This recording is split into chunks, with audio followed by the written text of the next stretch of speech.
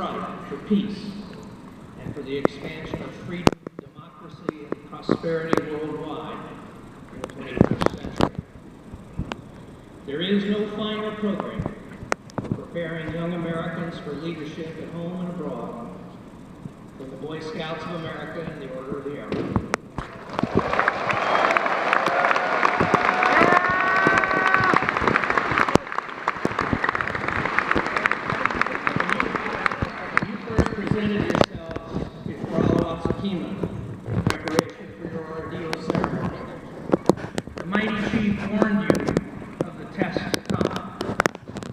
First was to spend a night alone to prove your courage and your ability to care for yourself.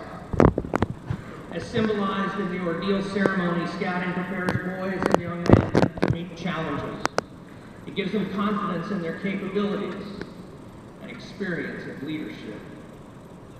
Scouting best teaches leadership and how to meet challenges in its programs oriented to the wilderness. And from the beginning, the Order of the Arrow has had as its purpose maintaining and promoting camping tradition and spirit.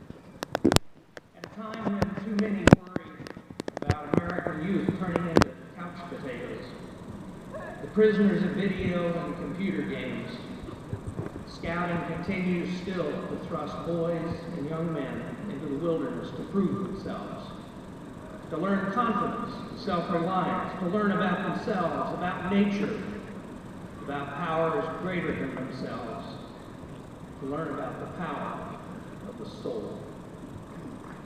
As former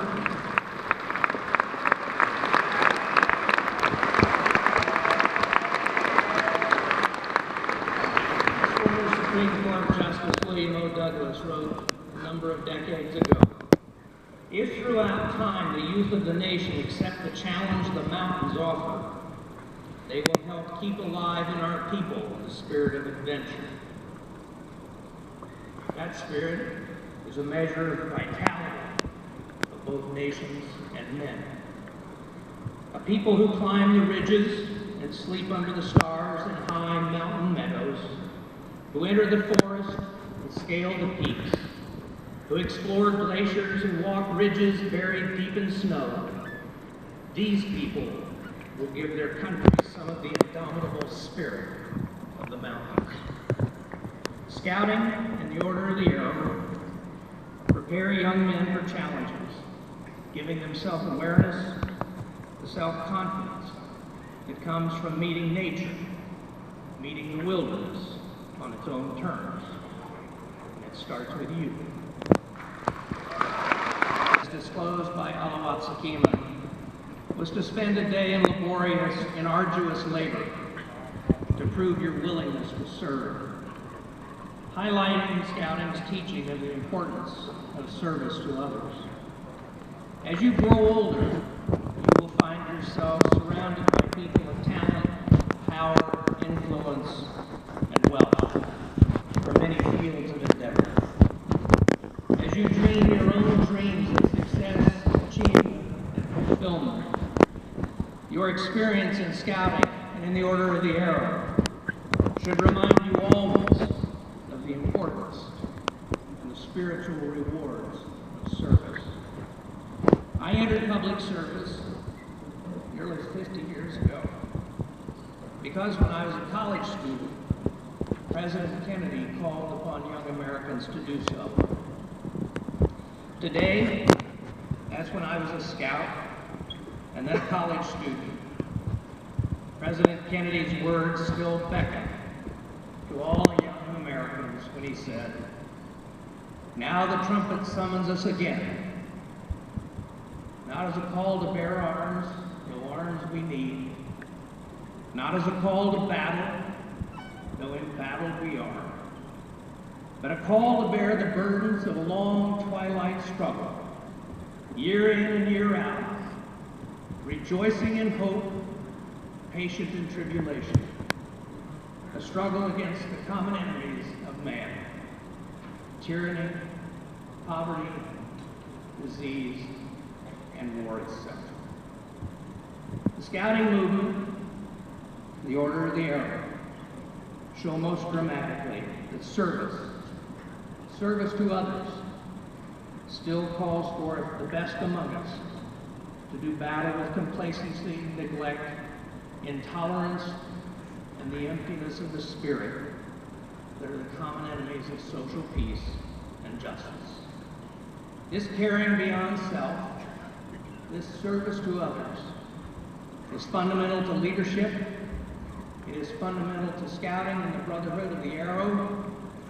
It is fundamental to democracy and to civilization itself. And it starts with you.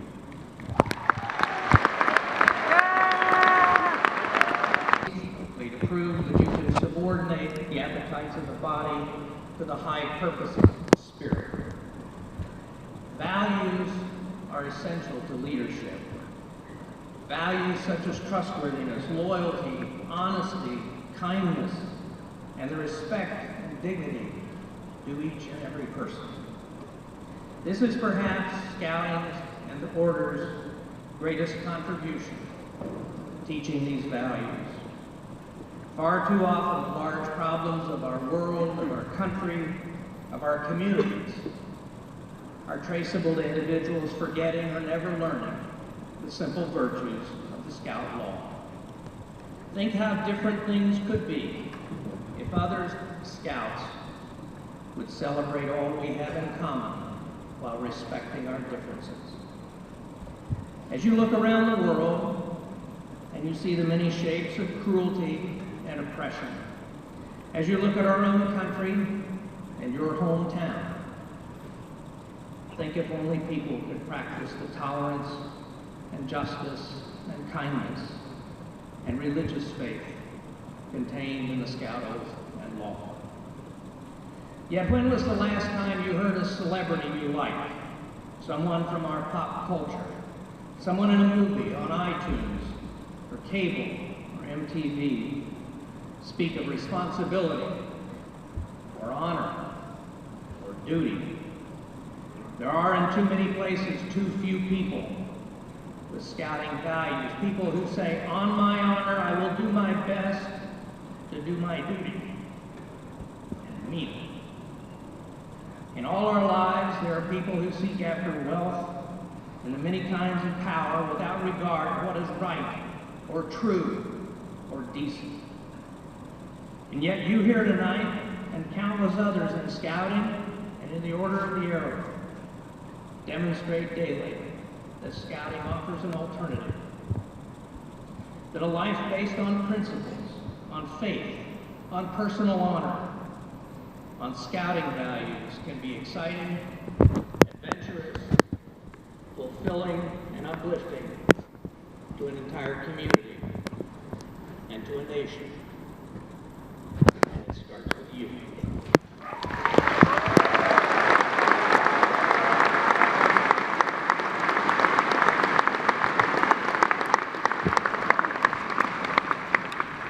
I worked for 8 presidents of the United States, 4 of them in the White House itself.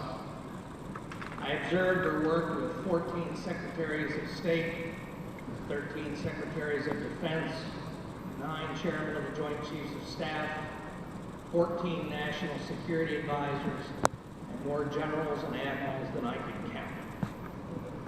Yet over nearly half a century of public service, I never found better insight into what truly makes a leader than in the ordeal ceremony of the Order of the Arrow.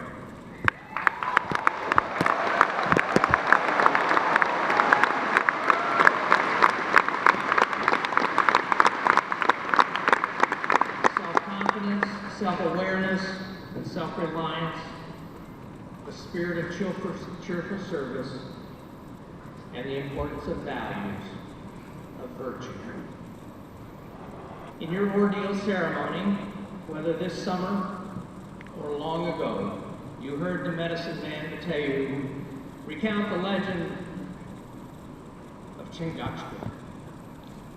In that legend, noble Upas, son of the chief, volunteers for a dangerous mission, saying these words to his father, "If we would remain a nation,